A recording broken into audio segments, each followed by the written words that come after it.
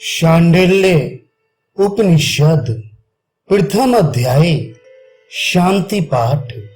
हे देव, हम कानों से कल्याणकारी बातें सुने, आंखों से कल्याणकारी दृश्य देखें।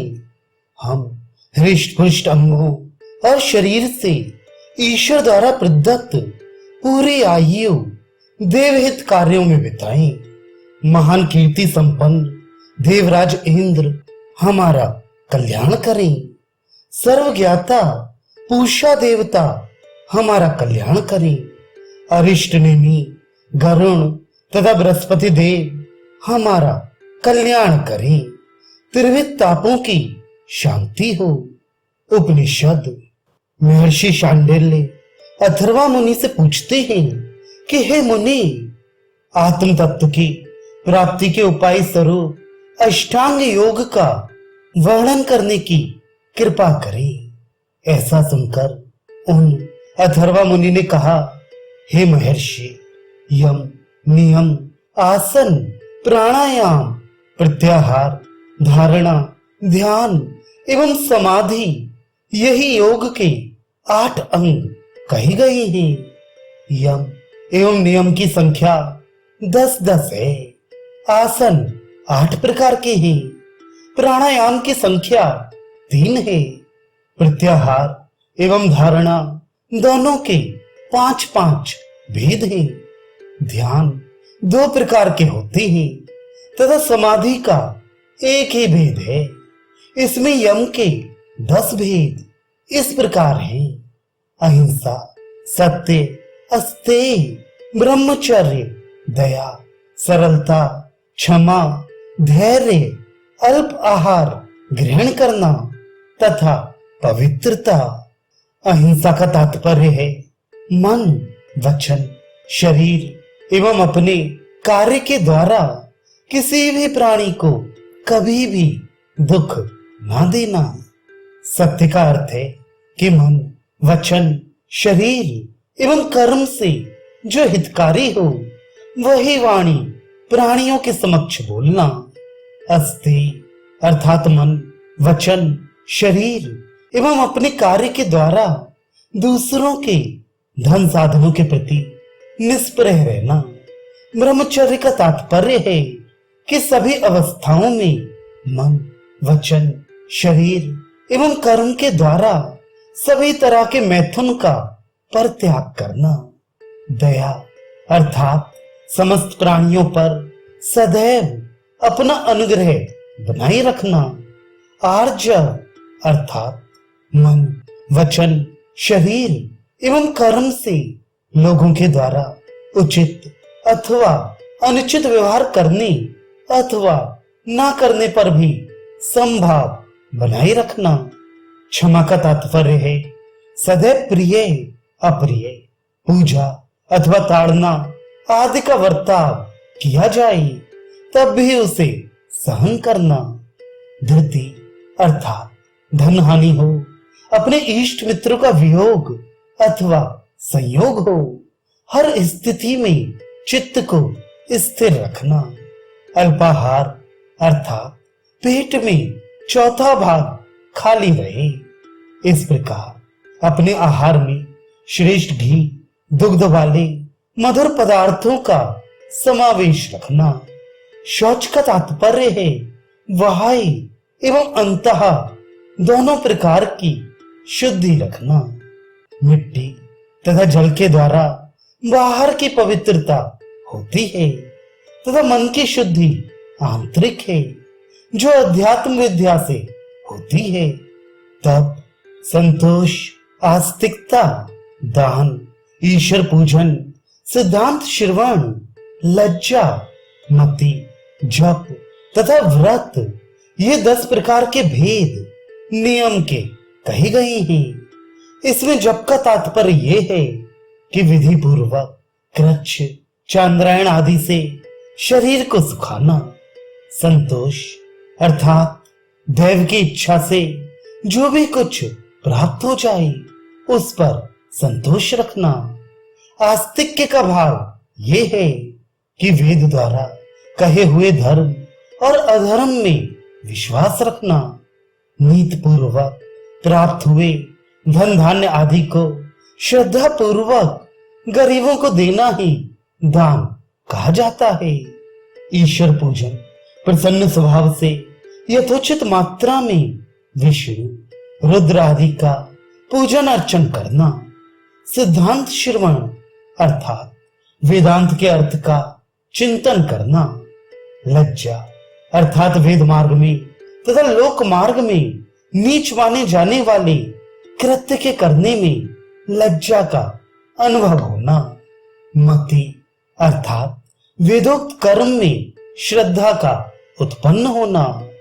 जप का तात्पर्य यह है कि विधि पूर्वक गुरु ने जिस वैदिक मंत्र का उपदेश दिया है उसका अभ्यास करना।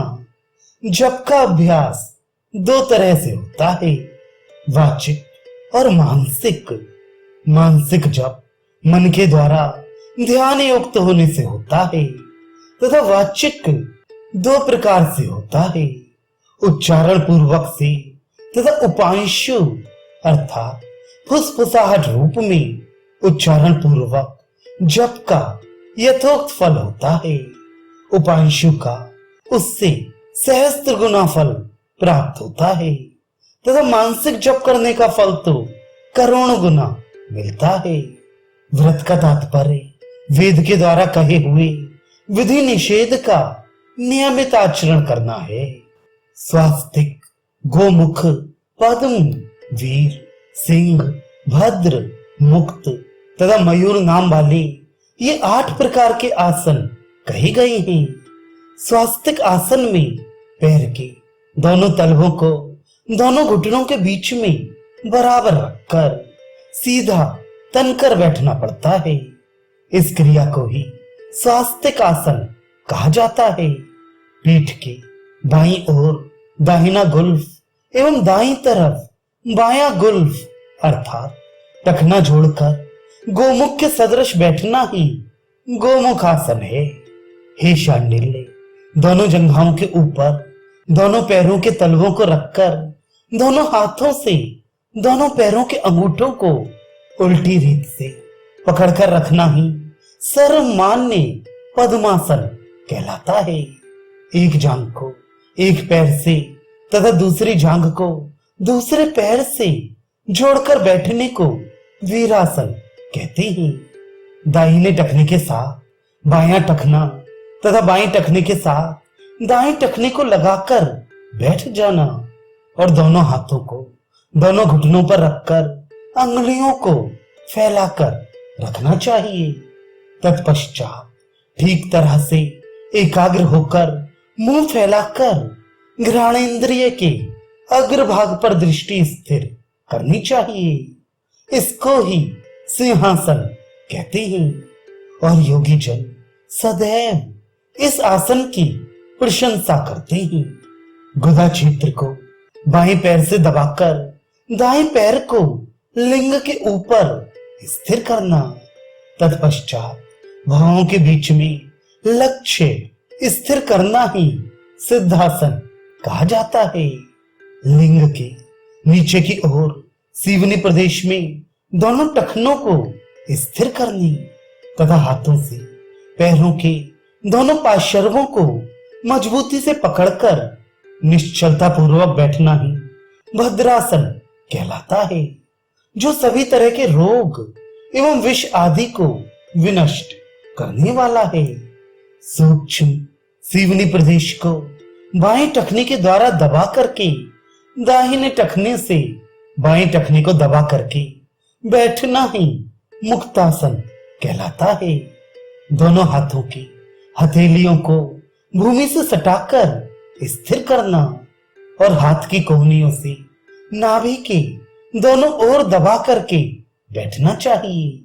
तदनंतर मस्तक और पैरों को ऊर्ध्व की ओर उठाकर लकड़ी की तरह से आकाश में अधर स्थिर रखना ही मयूरासन कहलाता है।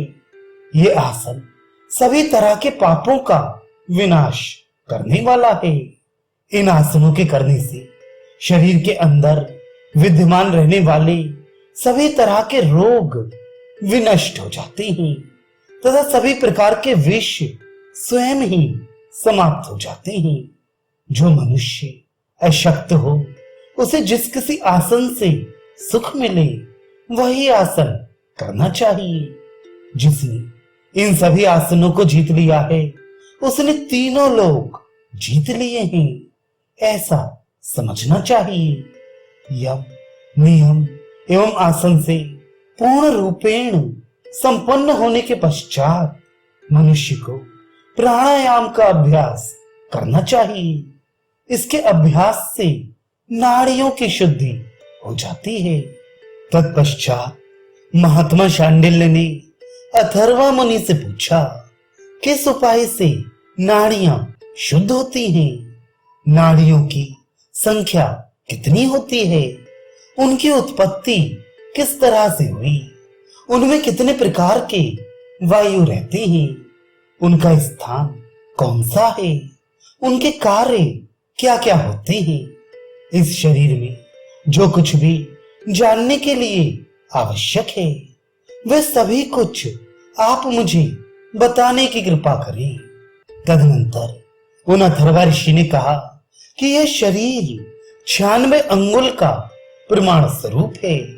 यह प्राण शरीर की अपेक्षा 12 अंगुल और अधिक होता है। इस शरीर में उपस्थित रहने वाले प्राण को योग के अभ्यास द्वारा जो भी मनुष्य अग्नि के साथ सम अवस्था में स्थिर करता है या फिर उससे भी कम करता है वह श्रेष्ठ योगी कहलाता है।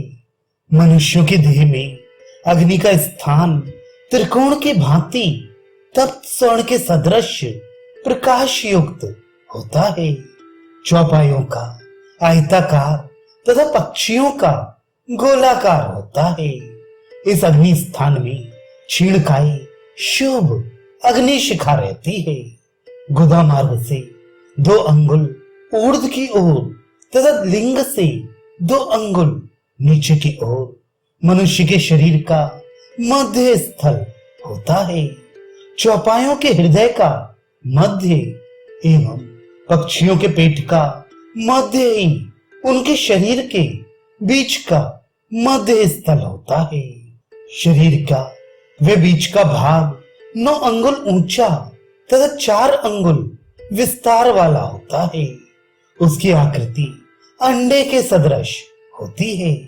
उसके मध्य में नाभि है तथा उसमें 12 अरों से युक्त चक्र स्थित है।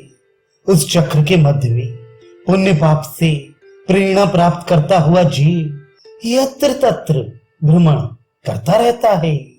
जिस प्रकार से मकड़ी अपने द्वारा निर्मित तंतु अर्थात जाल के अंदर भ्रमण करती रहती है उसी तरह से ये जीव भी वहीं पर विचरण करता रहता है।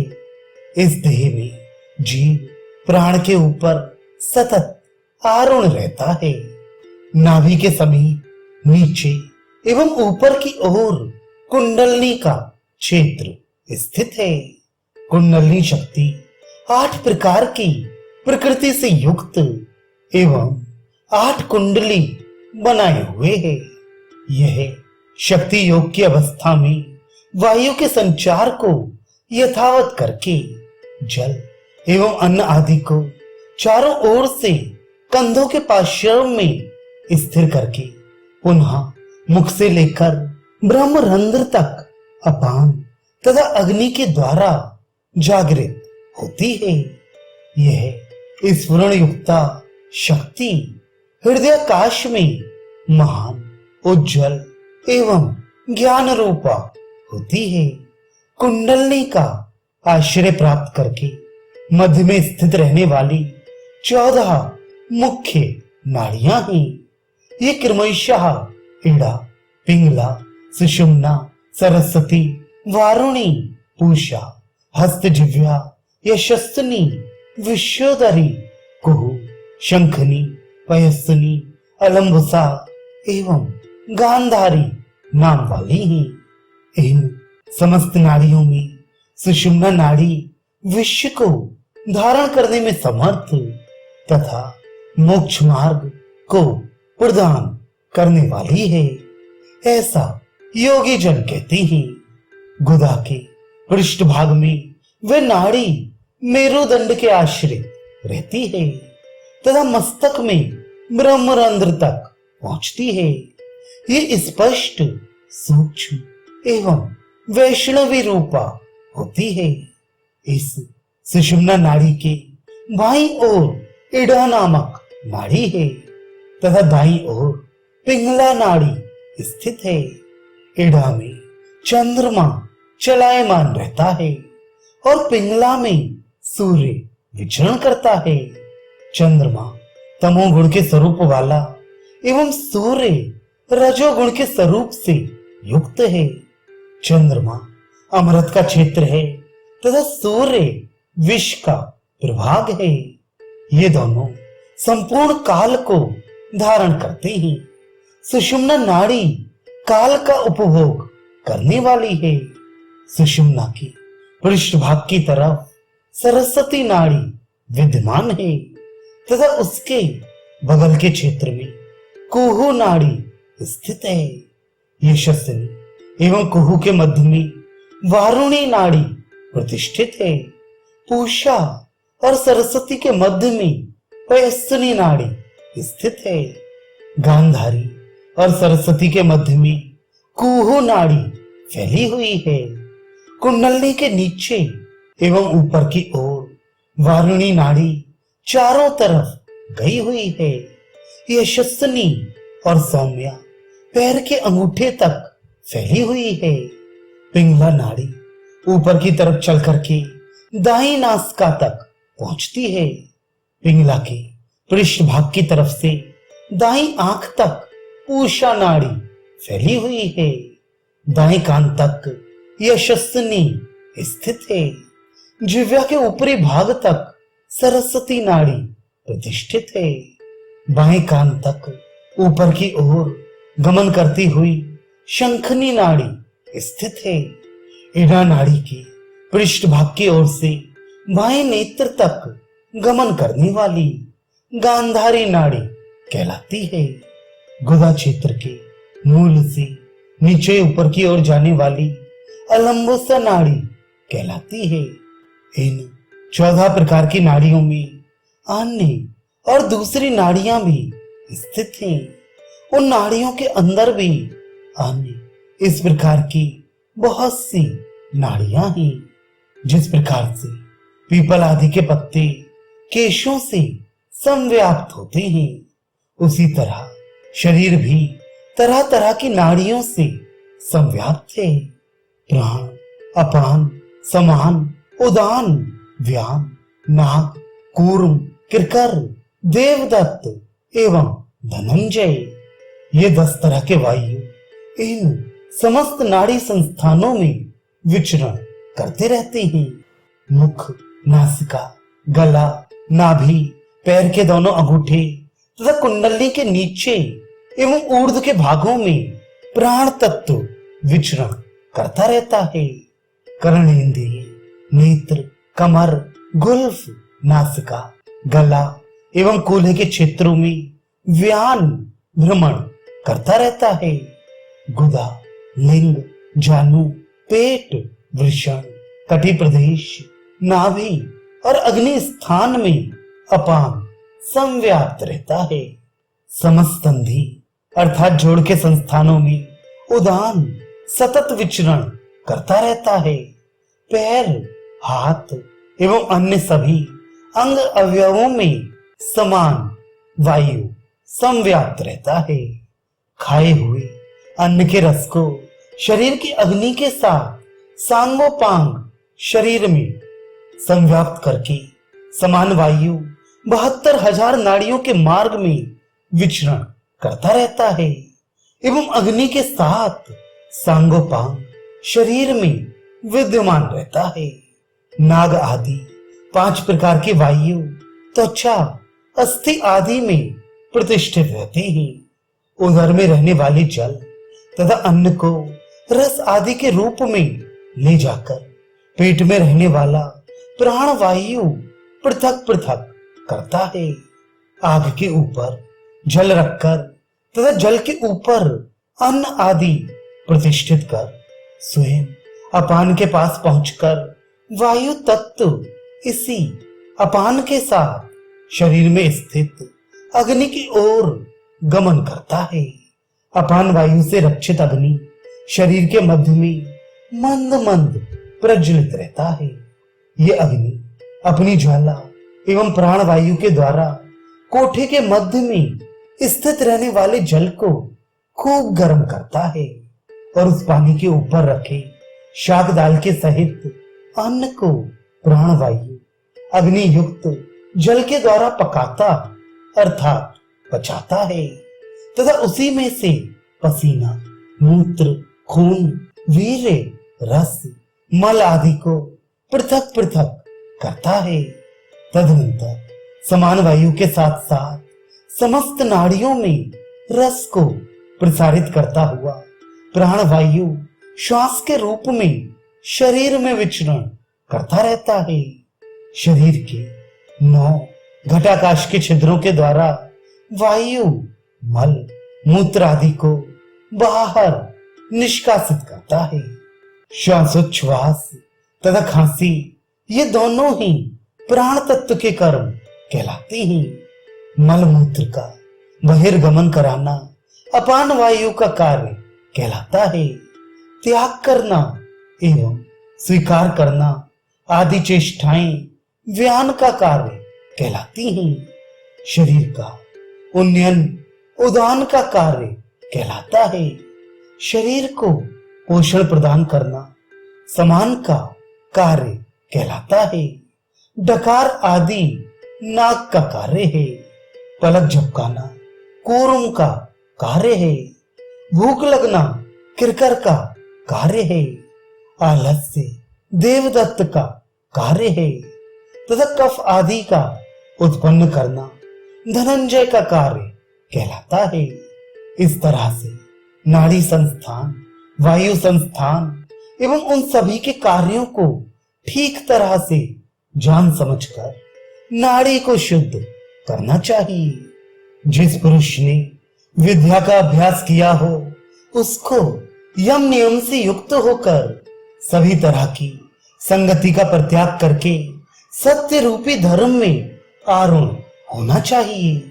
क्रोध को वश में रखना, गुरु की सेवा शुश्रूषा में सतत लगे रहना, माता पिता के संरक्षण में रहना तथा पुनः अपने आश्रम में बताए गए श्रेष्ठ आचरण को समझने वाले के समीप में शिक्षा पाकर के फल, मूल तथा जल युक्त तपोवन में जाना चाहिए।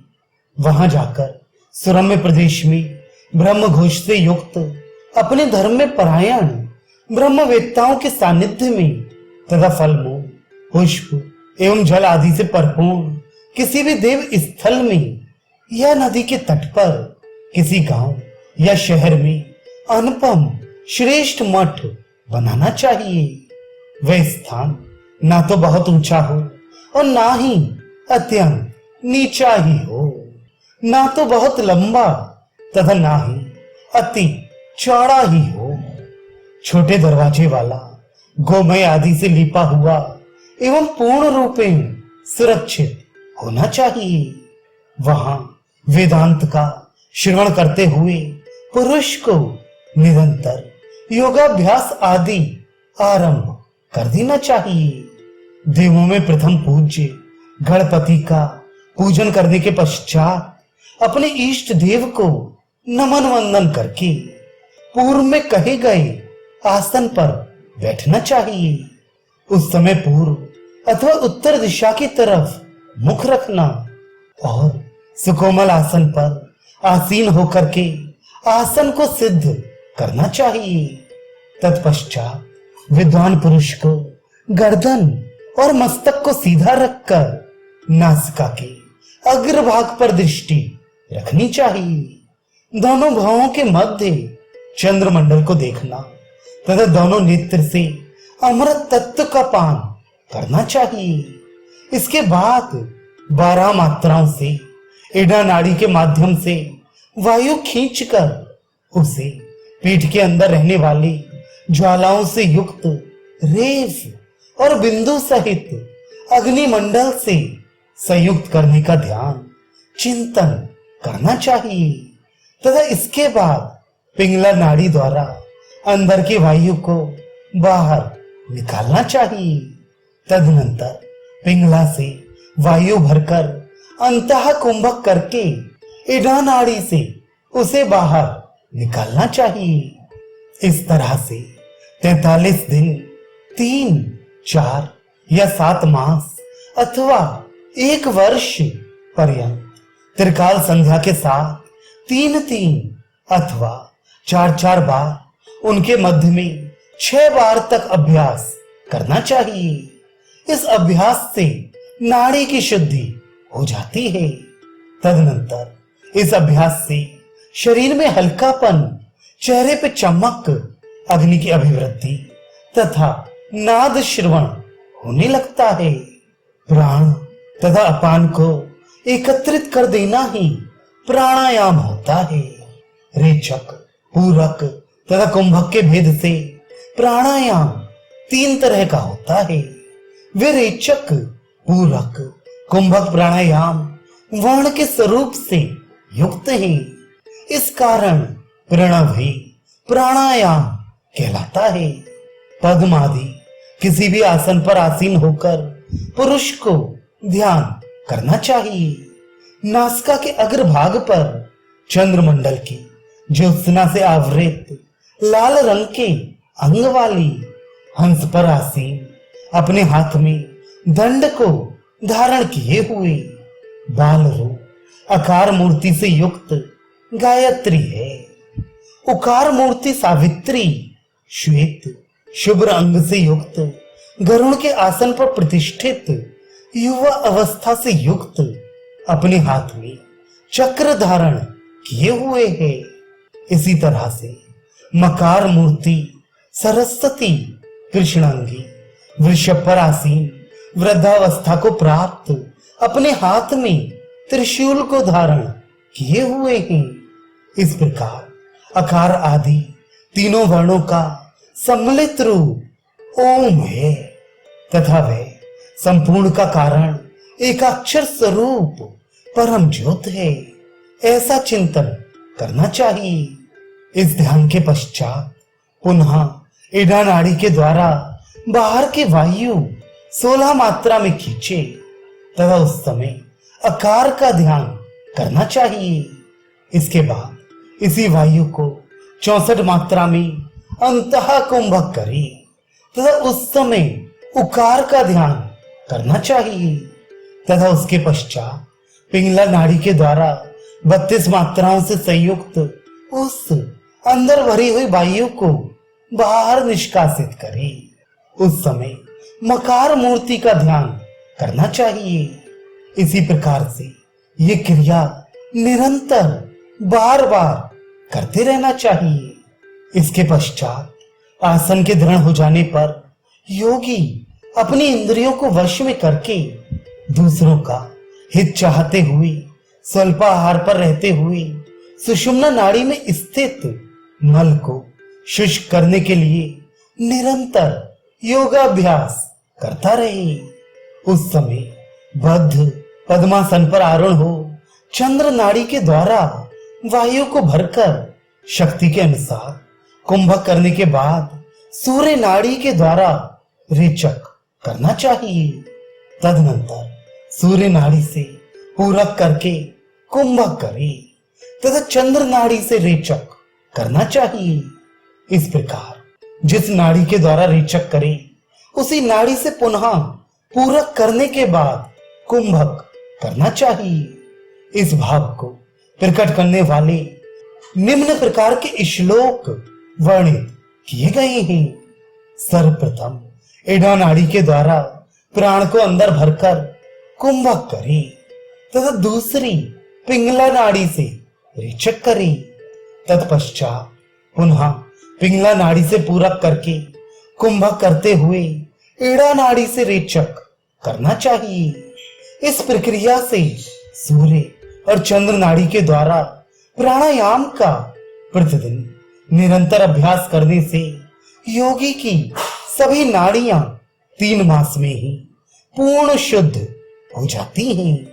प्रातः काल, मध्याह्न काल, सायंकाल तथा मध्य रात्रि में इसी तरह से 4 बार मंद मंद गति से 80 मात्राओं तक कुंभक का अभ्यास करना चाहिए।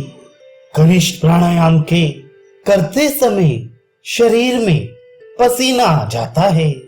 मध्यम स्तर का प्राणायाम करने में शरीर में कपकपी छूटती है और श्रेष्ठ प्राणायाम में पद्मासन में अवस्थित योगी अपने आसन से उठ जाता है। प्राणायाम करते समय श्रम के कारण शरीर में से जो पसीना निकल आता है, उस पसीने को शरीर में मसल लेना चाहिए, क्योंकि इससे योगी का शरीर अत्यधिक मजबूत और हल्का हो जाता है। प्राणायाम का अभ्यास करते समय प्रारंभिक अवस्था में दुग्ध एवं घृत के भोजन को ही अत्यधिक श्रेष्ठ बतलाया गया है। तत्पश्चात जब अभ्यास स्थिर हो जाता है, तब किसी नियम की आवश्यकता नहीं रहती। जिस प्रकार शनैः शनैः सिंह, गज और व्याघ्र आदि को वश में कर लिया जाता है, उसी प्रकार वायु भी प्राणायाम के अभ्यास से धीरे धीरे वश में आ जाती है। लेकिन इसके विपरीत नियम से चलने पर, यानी जल्दबाजी करने से वायु योगी का विनाश कर देती है। अतः जिस प्रकार से ठीक बने वैसे ही रेचक करना चाहिए। जैसे ठीक लगे वैसे ही पूरक करना तथा ठीक लगने तक ही कुंभक करना चाहिए। इस प्रकार का अभ्यास करने से शीघ्र ही सिद्धि प्राप्त हो जाती है। यथेष्ट शक्ति के अनुसार कुंभक करने से अग्नि प्रज्वलित होती है तथा नाड़ियों के शुद्ध होने से नाद श्रवण होता है और शरीर रोग रहित हो जाता है। विधि विधान पूर्वक प्राणायाम करने से योगी के समस्त नाड़ी समूह शुद्ध हो जाती हैं। तब सुषुम्ना नाड़ी का मुख भेदन करके वायु सुखपूर्वक उसमें प्रविष्ट हो जाता है। वायु जब बीच में संचरित होती है, तब मन सुस्थिर होता है और जब मन की ठीक तरह से स्थिरता हो जाती है, तब उसी स्थिरता को मनोन्मनी अवस्था कहा जाता है। साधक को पूरक के अंत में अर्थात कुंभक के समय जालंधर नामक बंद करना चाहिए तथा कुंभक के अंत एवं रेचक के प्रारंभ में उड्डयन नामक बंद करना चाहिए। नीचे की ओर मूल रंध्र का संकोचन करने में कंठ का संकोचन होता है और बीच के भाग को पश्चिम की ओर अर्थात पीछे की ओर खींचने से प्राण वायु ब्रह्म नाड़ी में निरंतर गतिमान होती रहती है। अपान वायु को ऊर्ध्व की तरफ ले जाकर तथा प्राण वायु को कंठ से नीचे की ओर ला करके योगी साधक वृद्धावस्था से रहित होकर 16 वर्ष की आयु वाला हो जाता है। योगी सुखासन पर बैठकर दाहिनी नाड़ी के द्वारा बाहर की वायु को अंदर की ओर खींचकर सिर के बालों से लेकर पैर के नख की नोक तक में वायु को रोककर अर्थात कुंभक करके बाईं नाड़ी के द्वारा वायु को बाहर निकाले अर्थात रेचक करे। ऐसी क्रिया करने से कपाल की शुद्धि होती है और नाड़ियों में रहने वाले समस्त रोगों का पूर्णतया विनाश ही हो जाता है। हृदय से लेकर कंठ पर्यंत शब्द के साथ दोनों नासिका छिद्रों के द्वारा धीरे धीरे वायु को खींचकर शक्ति के अनुसार कुंभक करने के बाद एड़ा नाड़ी के द्वारा रेचक करना चाहिए। यह क्रिया चलते हुए तथा खड़े हुए भी करते ही रहना चाहिए, क्योंकि इस क्रिया से कफ का शमन और जठराग्नि की वृद्धि होती है। मुख के द्वारा शीतकार अर्थात सीसी करते हुए वायु अंदर भरकर शक्ति के अनुसार कुंभक करने के पश्चात दोनों नासिकों छिद्रों द्वारा रेचक की क्रिया करनी चाहिए। इससे भूख प्यास आलस्य अथवा निद्रा का प्रादुर्भाव नहीं होता। जिह्वा द्वारा वायु को अंदर खींचकर शक्ति के अनुसार कुंभक करके दोनों नासिका छिद्रों द्वारा रेचक करना चाहिए। इससे गोला, तिल्ली, ज्वर, पित्त और भूख आदि रोगों का शमन हो जाता है। अब कुंभक के संदर्भ में कहते हैं उसके दो भेद हैं, पहला सहित और दूसरा केवल। रेचक तथा पूरक से जो संयुक्त हो उसे सहित और उनसे जो रहित हो वह केवल है। इसमें से केवल जब तक सिद्ध ना हो तब तक सहित का अभ्यास करते रहना चाहिए, और जब केवल कुंभक सिद्ध हो जाता है तब योगी को तीनों लोकों में कुछ भी दुर्लभ नहीं रहता। केवल कुंभक के द्वारा ही कुंडलनी जागृत हो जाती है।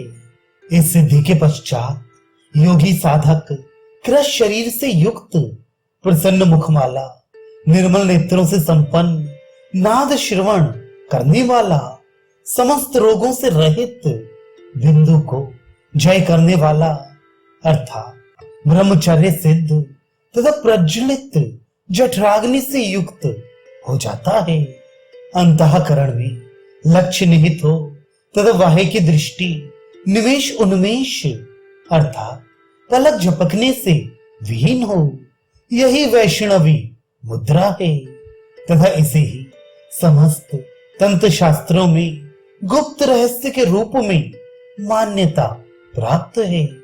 अंतर लक्ष्य में जिस योगी का चित्त और पवन विलय को प्राप्त हो गया हो वह योगी साधक सतत निश्चल नेत्रों द्वारा बाहर की ओर नीचे की तरफ देखता हो, किंतु इसके अतिरिक्त और कुछ ना देखता हो, यही खेचरी मुद्रा है। ये केवल लक्ष्य में ही एक ताम एवं मंगलमय होने के कारण वैष्णवी मुद्रा भी कही जाती है। उसमें शून्य तथा अशून्य रहित परम तत्व अविनाशी पद रूप में प्रकाशित होता रहता है। अर्ध उन्मीलित नेत्रों से युक्त एकाग्र मन वाला तथा नासिका के अग्रभाग पर स्थित दृष्टि से संपन्न योगी अचल भाव को पाने के पश्चात सूर्य एवं चंद्र नाड़ी को भी विलय करा देता है। इस समय ज्योतिरूप समस्त बाहरी विषयों से विहीन एवं दीप्तिमान जो तत्व प्रकाशित हो रहा है वही परम वस्तु के रूप में उसका विषय होता है। हे शांडिल्य, इस प्रकार तुम्हें जानना चाहिए। योगी साधक दोनों नेत्रों की पुतलियों को ज्योत से जोड़कर दोनों भुवों को कुछ ऊंचा रखता है। यह साधक के प्रारंभिक अभ्यास का मार्ग है और इससे क्षण मात्र में ही उन्मनी स्थिति प्राप्त हो जाती है। इसलिए साधक को खेचरी मुद्रा का अभ्यास करना चाहिए, उससे वह उन्मनी दिशा को प्राप्त करता है। फिर उसे योग निद्रा की प्राप्ति हो जाती है। जिस साधक को योग निद्रा की प्राप्ति हो वह योगी फिर काल के वश में नहीं होता। इस कारण हे शांडिल्य, शक्ति के बीच में मन को केंद्रित करो। शक्ति को मन के अंदर गतिशील रखकर तुम मन के द्वारा मन को ही देखो तथा सुखी समुन्नत जीवन व्यतीत करो। ऐसे ही चैतन्य आकाश के बीच में आत्मा को स्थित करके तथा आत्मा के मध्य में चैतन्य आकाश को प्रतिष्ठित देखना चाहिए। इसके पश्चात सभी को चैतन्य आकाशमय करके ऐसा ध्यान करे कि इसके अतिरिक्त और कुछ है ही नहीं। योगी को बाह्य जगत की चिंता नहीं करनी चाहिए, उसी प्रकार अपने भीतर की भी चिंता नहीं करनी चाहिए। इस तरह समस्त प्रकार की चिंताओं का परित्याग करके मात्र चैतन्य स्वरूप हो जाना चाहिए। जिस तरह से कपूर अग्नि में तथा नमक जल में विलीन हो जाता है, उसी तरह से ध्यानस्थ हुए योगी का मन परम तत्व में विलीन हो जाता है। जो भी कुछ जानने योग्य है और जो प्रतीत होता है, उसका जो ज्ञान है उसे ही मन कहते हैं। ज्ञान एवं ज्ञेय सभी कुछ एक ही साथ विनष्ट हो गया है। इसके अतिरिक्त अन्य कोई भी पथ नहीं है।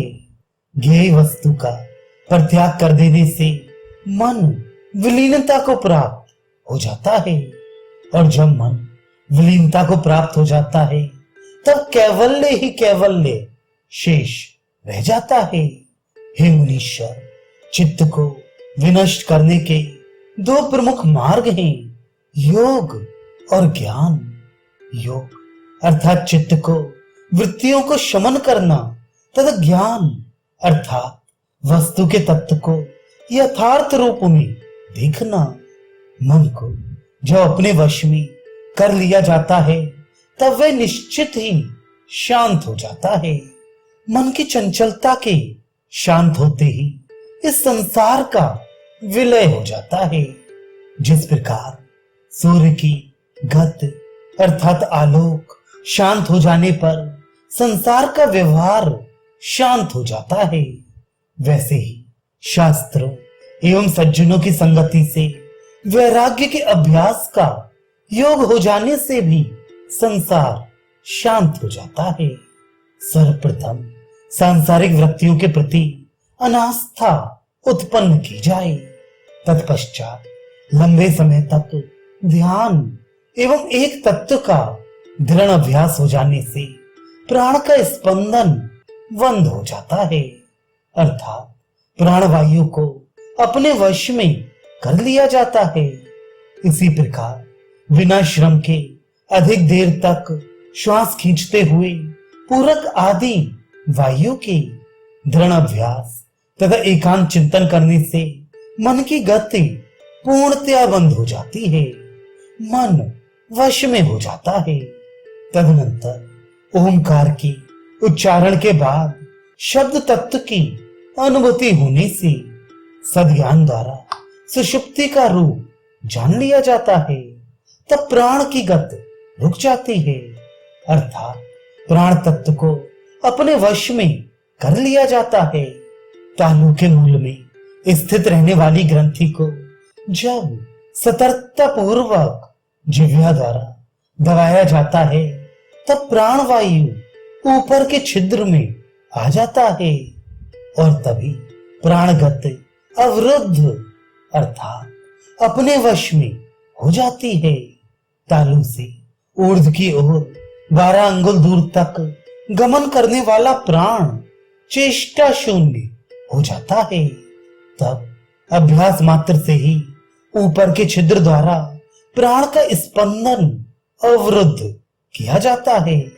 नासिका के अग्रभाग के सामने 12 अंगुल की दूरी पर पवित्र आकाश में ज्ञान दृष्टि जब अत्यंत शांत हो जाती है तभी प्राणों का स्पंदन अवरुद्ध हो जाता है। भावों के मध्य में तारक ब्रह्म के साक्षात्कार होने पर शांति के मिल जाने से जगत व्यापार बंद होने लगते हैं तथा मानसिक संकल्प विराम लेते हैं। तभी प्राण गति अवरुद्ध हो जाती है। केवल प्रणव के स्वरूप में ही प्रादुर्भूत जो ज्ञान ज्ञेय रूप तथा मंगलमय बनकर प्रकट होता है तथा जिसमें विकल्प के अंश का स्पर्श भी नहीं रहता, तभी प्राण की गति अवरुद्ध हो जाती है। हे मुनि, चिरकाल तक हृदय प्रदेश में एकांत आकाश की अनुभूति होने से वासना विहीन मन ध्यान मग्न होने लगता है। इससे प्राण का स्पंदन अवरुद्ध हो जाता है। इसी प्रकार क्रमानुसार अन्य अनेक गुरुओं के अमृत वचनों उपदेशों का अनुसरण करके भांति भांति के संकल्पों की कल्पना के माध्यम से प्राण का स्पंदन अवरुद्ध हो जाता है। योगी साधक कुंडली को संकुचित करके ऊपर खींचकर किवाड़ को खोलकर मुक्ति का द्वार प्रशस्त करे। जिस मार्ग से गमन करना होता है उसी मार्ग का द्वार मुख से आच्छादित करके कुंडलनी शयन करती है। वह त्रियक स्वरूप वाली सर्प की भांति लिपटी हुई है। इस कुंडलनी महाशक्ति को जो योगी निरंतर संचलित करता है वह मुक्ति को प्राप्त कर लेता है। वह कुंडलनी साधक के कंठ में ऊर्ध्व भाग की तरफ यदि शयन करती हुई हो तो वह योगियों को मुक्ति प्रदान कर देने वाली होती है। किंतु यदि वह कंठ के नीचे शयन करती हो तो ज्ञान रहित साधकों के लिए बंधनकारी सिद्ध होती है।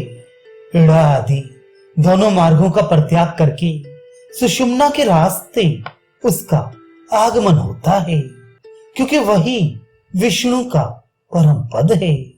प्राणायाम का संपूर्ण अभ्यास मन के साथ ही होना चाहिए। इस अवसर पर ज्ञानी पुरुष को मन की वृत्ति को अन्यत्र संयुक्त नहीं होने देना चाहिए।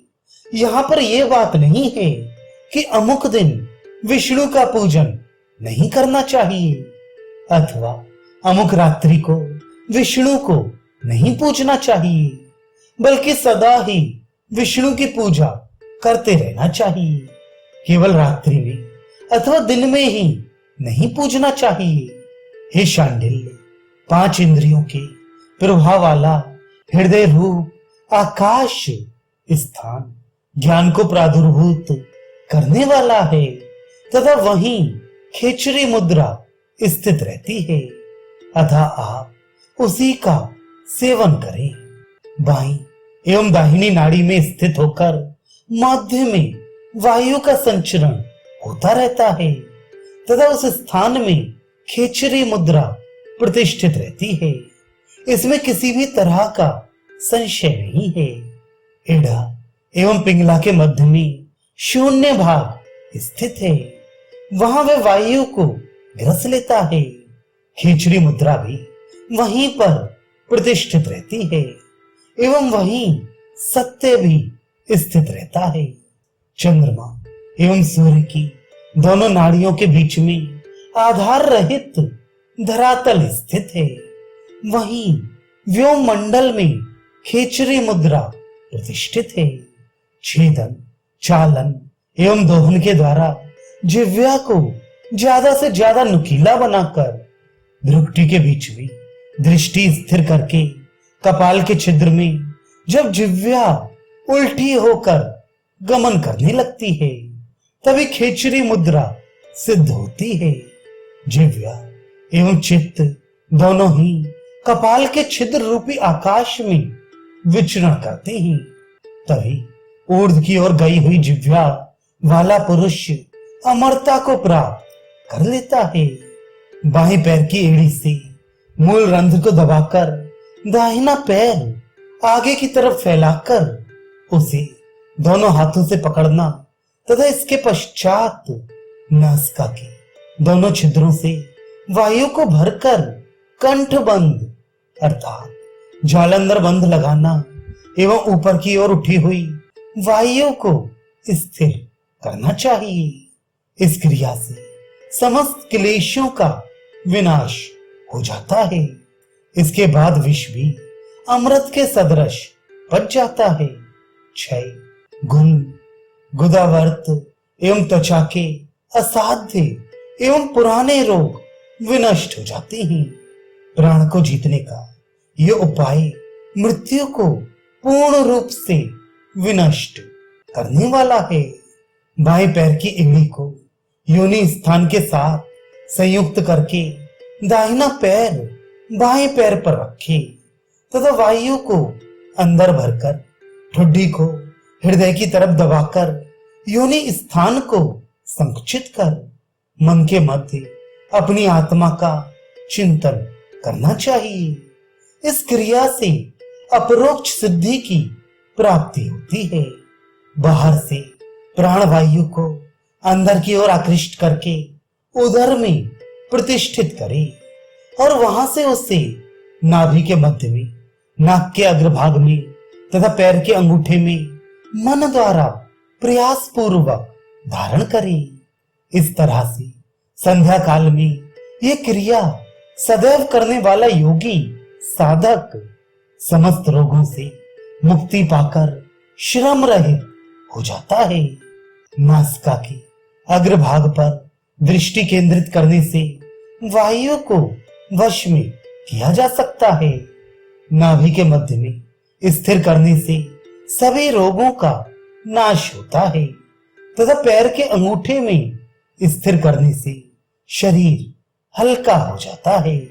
जो मनुष्य जिह्वा द्वारा वायु को खींचकर सतत पान किया करता है उसे श्रम या दाह नहीं होता तथा उसके समस्त रोग नष्ट हो जाते हैं। जो ब्राह्मण दोनों संध्या काल में वायु को अपनी ओर आकृष्ट करके उसको पीता रहता है उसकी वाणी में 3 मास में ही कल्याण स्वरूपा मां सरस्वती प्रकट हो जाती हैं। इसी तरह से 6 मास पर्यंत अभ्यास करने से समस्त प्रकार के रोगों का शमन हो जाता है।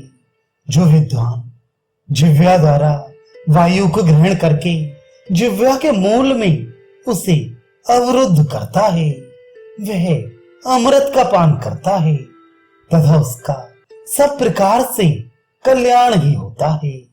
इड़ा नाड़ी के द्वारा दोनों भावों के मध्य में आत्मा में ही आत्मा मन को धारण कर लेने से पुरुष देवों के आहार का भेदन करता है। इस क्रिया को संपन्न करते समय यदि वह रोगी भी होता है तो समस्त रोगों से मुक्त हो जाता है। ईड़ा एवं पिंगला दोनों नाड़ियों के द्वारा वायु को नाभि तक खींचकर पेट के दोनों भागों में जो मनुष्य एक घड़ी तक चलाता रहता है वह सभी रोगों से छूट जाता है। जो मनुष्य 1 मास तक तीनों काल में प्रातः मध्याह्न सायंकाल में जिह्वा द्वारा वायु को अंदर आकृष्ट करके उदर के मध्य भाग में अवरुद्ध करता है वह भी देवताओं के आहार का भेदन करने वाला हो जाता है। जो पुरुष नित्य मुहूर्त भर के लिए मन के साथ वायु को नासिका के अग्रभाग पर धारण करता है उसके सभी तरह के ज्वर विनष्ट हो जाते हैं। विभिन्न प्रकार के विषयों का शमन हो जाता है उसके सैकड़ों जन्म के पाप पूर्ण रूप से छूट जाते हैं।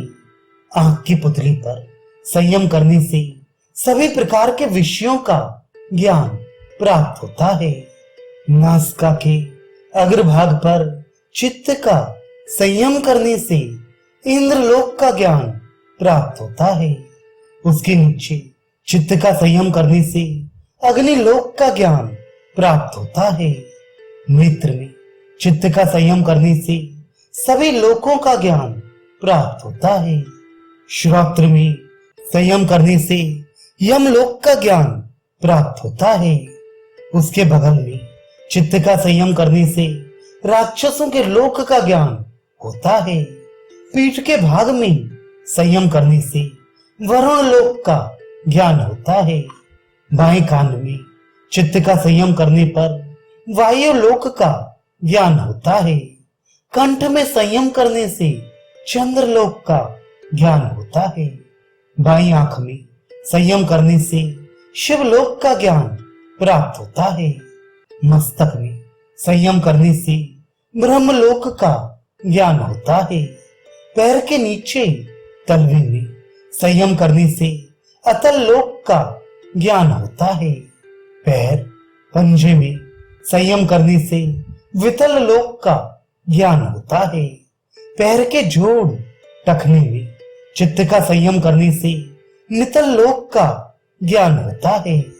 पैर की जंघा पिंडली में संयम करने से सुतल लोक का ज्ञान होता है। घुटने में संयम करने से महातल लोक का ज्ञान प्राप्त होता है। जांघ में संयम करने से रसातल का ज्ञान होता है। कमर में संयम करने से तलातल लोक का ज्ञान होता है। नाभि में चित्त का संयम करने से भूलोक का ज्ञान होता है। पेट में संयम करने से भुवालोक का ज्ञान होता है। हृदय में चित्त का संयम रखने से स्वलोक का ज्ञान प्राप्त होता है। हृदय के ऊर्ध्व भाग में चित्त का संयम करने से महालोक का ज्ञान प्राप्त होता है। कंठ में संयम करने से जन्हालोक का ज्ञान प्राप्त हो जाता है। भौं के मध्य में संयम करने से तपालोक का ज्ञान प्राप्त होता है। मस्तक में चित्त का संयम करने से सत्यलोक का ज्ञान प्राप्त होता है। धर्म तथा अधर्म में संयम करने से भूत भविष्यत का ज्ञान हो जाता है। विभिन्न प्राणियों की आवाज में संयम करने से उनकी बोली का ज्ञान होता है। संचित कर्म में संयम करने से पूर्व जन्म का ज्ञान होता है। दूसरे लोगों के चित्त में संयम रखने से दूसरे के चित्त का ज्ञान होता है। शरीर के रूप में संयम करने से दूसरे का सा रूप हो जाता है। बल में संयम करने से हनुमान आदि के जैसा बल प्राप्त हो जाता है। सूर्य में संयम करने से समस्त भुवनों का ज्ञान हो जाता है। चंद्र में संयम करने से समस्त तारा मंडलों का ज्ञान हो जाता है।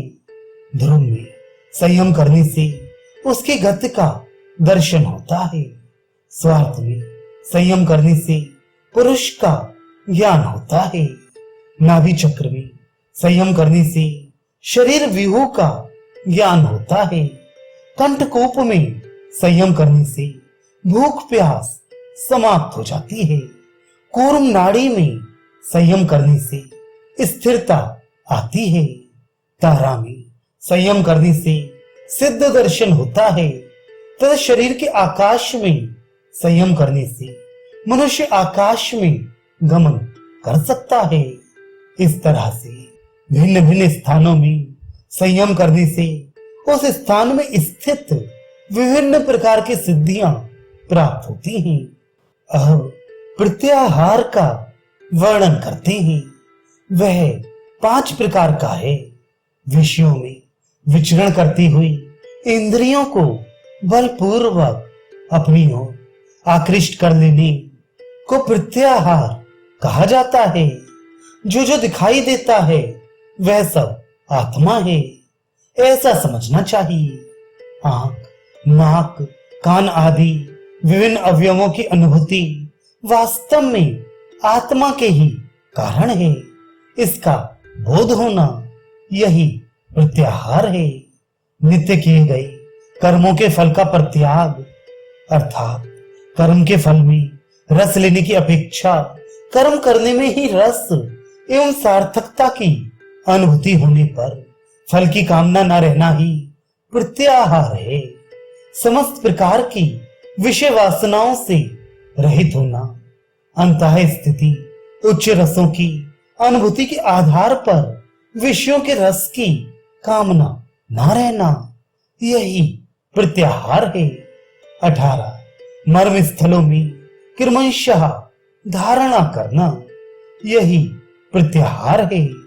पैर का अंगूठा, टखने, पिंडली, घुटने, जांघ, गुदा, लिंग, नाभि, हृदय, गले का छिद्र, तालु, नासिका, आंख, भौं के बीच का भाग, ललाट एवं सिर, इन सभी स्थलों में उतार चढ़ाव के क्रम से प्रत्याहार करना चाहिए।